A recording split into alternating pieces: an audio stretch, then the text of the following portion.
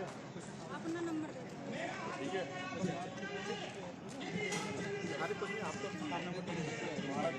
चलो गाड़ी ले चलो गेट पे विजय और ये इनके भाई, ठीक है। अब आप इनके संपर्क में रहें और ये हैं तो मुझे उम्मीद है कि न्याय, ठीक है।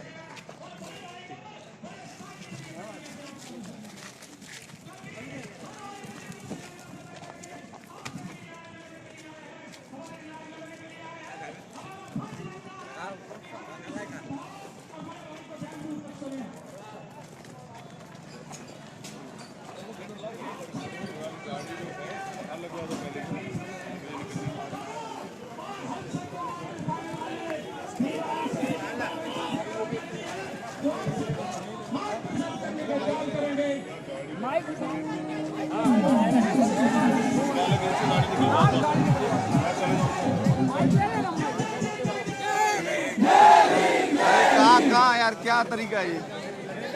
एक एक से निकलना था।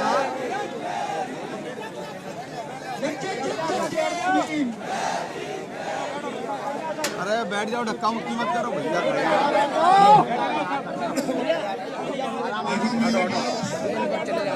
अरे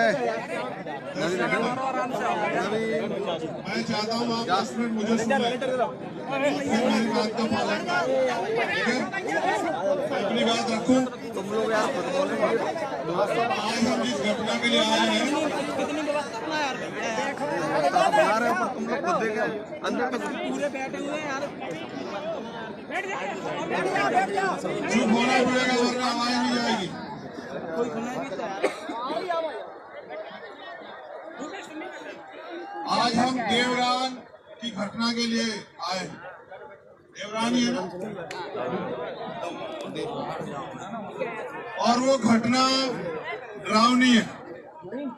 मैंने उस परिवार से भी मुलाकात की, उनसे मिलने के बाद मैं यहाँ आया। मैंने जब उनको सुना तो मुझे एहसास हुआ कि वो किस डर में है, क्या उनके साथ हालात है। और फिर मैंने यहाँ के जो जिलाधिकारी हैं, मैंने उनसे बात की। आप सब लोग भी यहाँ आए, मैं अपनी बात आपको बता देता हूँ। लेकिन कोई भी लड़ाई एक दिन में नहीं जीती जाती और एक दिन में कोई न्याय नहीं होता है। अगर न्याय चाहिए तो संघर्ष करने के आदी बनो। अगर न्याय चाहिए तो फिर अपनी लड़ाई को अपने पैरों पर खड़ा होकर लड़ने के लिए तैयार हो जाओ। देखो, उनको तब तक मारा गया जब तक वो उनकी जान नहीं चली गई। आज वो परिवार किससे उम्मीद करे न्याय की? आप बताओ। क्या उनके पास कोई नेता, विधायक, एमपी, मुख्यमंत्री है? शासन प्रशासन के लोगों की कार्रवाई से संतुष्ट नहीं। अगर उनकी कोई आखिरी उम्मीद है तो वो आप सब लोग हैं जो अपना काम छोड़ के, समय छोड़ के, अपने साधन से आज तमाम तरह की परेशानियां उठा के यहाँ आए। क्या आप आगे भी उनकी लड़ाई को मजबूत करने के लिए आने के लिए तैयार हो?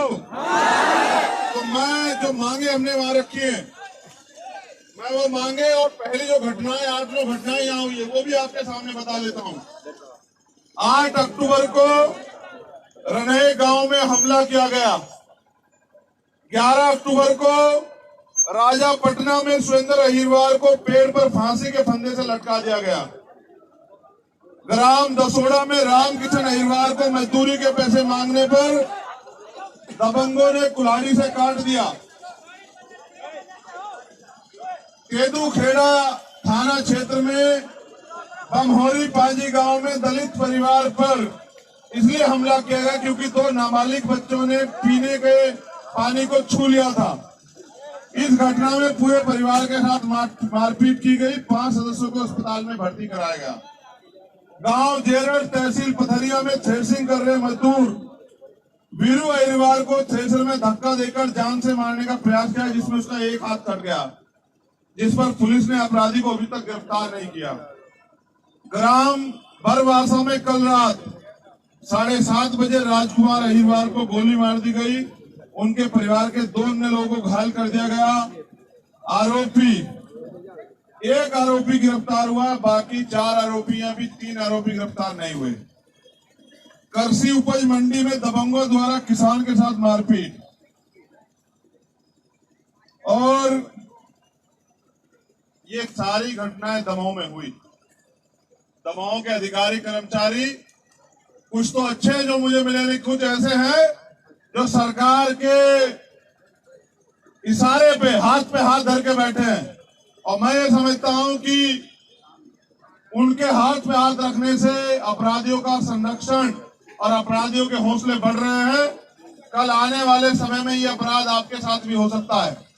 तो जो देवराना प्रकरण है और ये जो अन्य प्रकरण है, इनमें हमने मांगे रखी हैं और ये मांगे मैं समझता हूं कि आप सब लोगों की मांगे हैं कि सबसे पहले तो जो बाकी आरोपी हैं उनको एफआईआर में नामजद करके उनको जेल भेजा जाए। दूसरी, पीड़ित परिवार को 5 करोड़ रुपए का मुआवजा देके आर्थिक जो है मुआवजा सरकार उनको दे। मैं अपनी बात को रोकते हुए कह रहा हूं कि तालियां बजाने से और किसी को गालियां देने से काम नहीं चलेगा। सड़क पे आके संघर्ष करने के लिए तैयार हो जाइए। और अगर आप ऐसे नालायक लोगों को यहाँ विधायक चुनोगे तो फिर आपका इलाज यही होगा। आप देख लेना मेरी बात। आपकी एक एक गलती आपकी आने वाली पीढ़ियों को उनकी कमर तोड़ देगी। आप ऐसे नालायक लोगों को अगर विधायक बना के भेजोगे तो आपके बच्चों के साथ ये अन्याय अत्याचार होगा। ये फैसला भी करना आज आप कि आपको किसको ताकत देनी है। तीसरी मांग ये है कि मृतक मानक अहिरवार की पत्नी को शासकीय नौकरी प्रदान की जाए। चौथी मांग ये है कि परिवार को 5 एकड़ कृषि भूमि प्रदान की जाए। पांचवी मांग ये है कि पीड़ित परिवार को आत्मरक्षा हेतु सशस्त्र लाइसेंस जो है हथियार उपलब्ध कराया जाए। छठी मांग है कि पीड़ित परिवार के आंगन में जो बना हुआ है आरोपियों का अवैध मकान उसको हटाया जाए। सातवीं मांग है कि मृतक मानक अहिरवार के सभी बच्चों को की पूर्ण शिक्षा की जिम्मेदारी जो पढ़ाई करना चाहते जब तक वो बड़े नहीं होते, ये सरकार को प्रशासन के लोगों को उठानी चाहिए कि उनको निःशुल्क और अच्छी शिक्षा जो है मिले। और घायल महेश अहिरवार जो मृतक मानक अहिरवार के छोटे भाई हैं उनका निःशुल्क और उचित इलाज कराया जाए, उनकी जान को सुरक्षित किया जाए, सुरक्षा का माहौल उन्हें दिया जाए और इस पूरे मामले को फास्ट ट्रैक कोर्ट में चलाकर आरोपियों को सख्त से सख्त कार्रवाई उनके ऊपर की जाए, सजा दिलाई जाए। और अंतिम जो मांग है उनको गांव से हटाकर शहर में यहाँ दबाव में रहने के लिए मकान की व्यवस्था जो है उस परिवार को कराई जाए, ऐसी हमारी मांग है। और इन मांगों के लिए हमने यहाँ के जिलाधिकारी महोदय के माध्यम से यहाँ की सरकार को आज 1 तारीख है, 14 तारीख तक का समय दिया है। अगर 14 तारीख तक हमारी मांग पूरी नहीं होती, मैं वचन देता हूं कि 15 तारीख से सड़क के बाहर नहीं, सड़क के अंदर जिला मुख्यालय में धरना शुरू होगा और अनिश्चितकालीन धरना होगा। और जब तक धरना चलेगा, ये धरना तब तक चलेगा जब तक हमारी मांगे पूरी नहीं होती। और डीएम कार्यालय में हम लोग ताला लगा देंगे। जो जिलाधिकारी, जो एडिशनल एसपी हमें न्याय नहीं दे सकता, उसको संवैधानिक कुर्सी पे बैठने का कोई अधिकार नहीं। अगर मेरी आपसे मांग है एक दिन में लड़ाई जीत जाती, क्या आप 15 तारीख को आओगे? बस इतनी सी संख्या में, क्या बस इतनी सी संख्या में आओगे? वादा करो कि एक आदमी कम से कम 20 आदमी को तैयार करके लेके आएगा। आओगे नहीं आओगे बताओ? ऐसा तो नहीं मैं अकेला यहाँ धरना देता रहूंगा। आओगे नहीं आओगे बताओ? वादा करो।